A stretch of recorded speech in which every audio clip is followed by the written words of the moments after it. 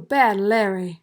What's up, everybody? I hope y'all are having an excellent day. I'm your host, Bad Larry, and this episode continues the Inferno series saga with episode 13, reviewing the Amazing Spider-Man number 312, dated February 1989. David Michelini wrote this book, and Todd McFarlane provided the pencil work. I stated in last episode that I thought Web of Spider-Man was the best value. But I guess I have to flip-flop on this. I despise flip-flopping, but I have to admit that despite all the flaws, this book, like The Amazing Spider-Man drawn by McFarlane, is the most active and exciting. I have to give it to him. This issue is titled The Goblin War, and it looks like we're in a classic Green versus Hob in the Goblin Wars. Let's check it out. So this cover is very good. I'll just go ahead and give it a 90 out of 100. Barely an A, but it's an A for me. We see for the first time ever a battle between Green Goblin and Hobgoblin. And for collectors, this is a big deal and would be nice to have a graded copy on the wall.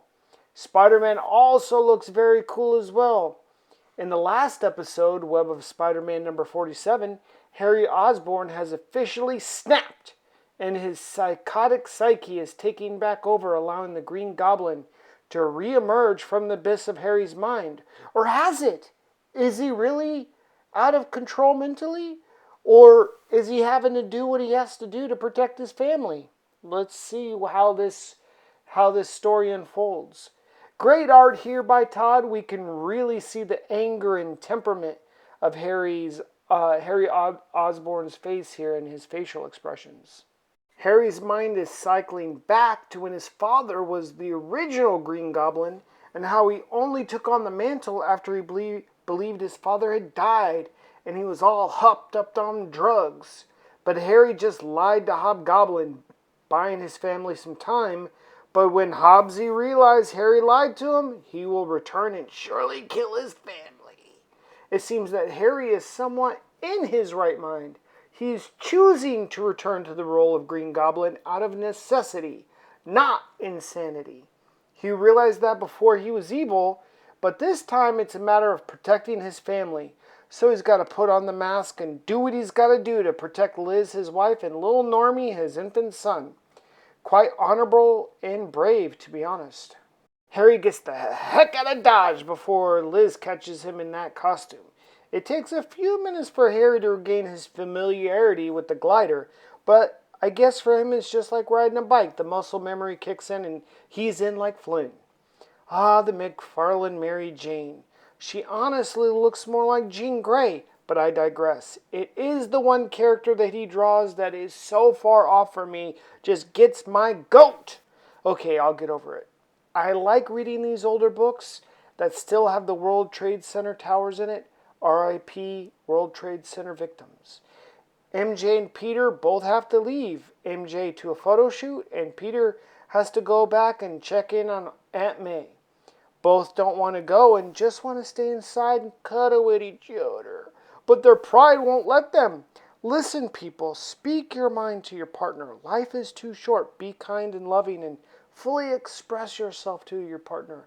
This situation between MJ and Peter is silly and totally avoidable. We move our focus back to Harry, aka Green Goblin, and he has made it to Osborn Chemical Company corporate office.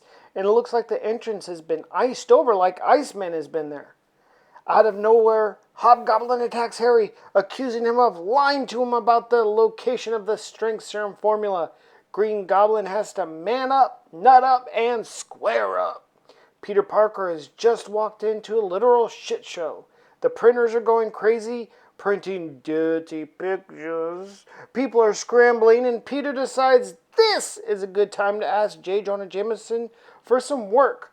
J. Jonah Jameson gets all up in Peter's grill saying, take a picture of anything. The whole city is a story at this point. I love how Hobgoblin isn't respecting Harry enough to call him by his costume name, still referring to him as Osborn. Hey, when I'm in the mask, it's Green Goblin, buddy. Hobgoblin tells Harry he's going to kill his wife, turn his gloves red with her blood. Nice guy, right?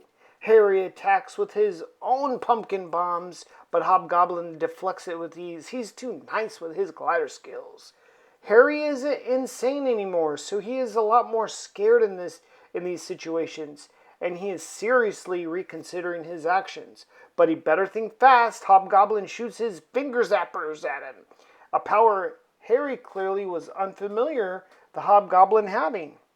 Peter tries to get into his lab at Empire State University, but the guard denies him access due to all the crazy paranormal activities going on in the city. Dr. Connors here is having a real hard time. He's learned the ability to control his transformation into the lizard, but the effects of the Inferno energies are causing him to lose that control. And we see him slowly turning into the lizard, basically without his conscious decision to do so. Back at Peter's apartment, Wally the doorman gives Peter a note from Liz Osborne, Harry's wife, asking Peter to check on Harry. Her note tells Peter to check the Osborne chemical office. It's Spider-Man time! MJ is at her photo shoot looking va-va-boom, okay people? When the paranormal activities hit her and her gold jewelry becomes possessed, coming to life as snakes attacking everyone. How do you kill snakes made of solid gold? As much as MJ makes a great splash page, this image of the friendly neighborhood Spider-Man swinging through the city would have been worth the $1 book price for back then. If this image doesn't give you the feels, you aren't a Spider-Man fan. Spider-Man has a beat on Hobgoblin and gives him the what for. Here's Johnny! Spider-Man reminds us that Hobgoblin used to be a second-rate villain called Jack-o'-lantern and should be an easy ass-whooping for Spider-Man. Green Goblin jumps in and says, "Hey, he's mine!" distracting Spider-Man enough for Hobbsy to throw a gas bomb and then some razor bats. Spider-Man literally kicks Hobbsy's ass, sending him flying.